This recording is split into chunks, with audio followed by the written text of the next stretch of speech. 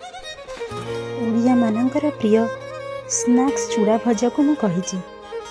बोधहुए आजिकालिका पिला माने बुझी पारिबेनी, किंतु 90s रे जो माने थिबे से माने बुझी पारुथिबे।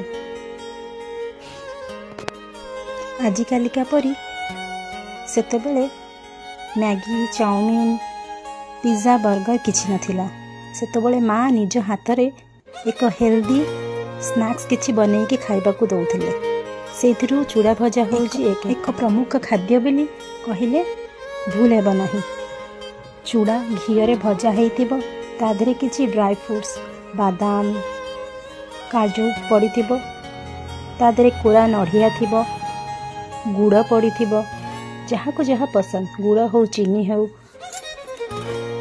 अलैच गुंड गोलमरीच गुंड पड़िकी देइथिबे। जदि वयस्क लोक चोबई भी न पारिले अल्प बुंदा क्षीर पकईकी दौथिबे।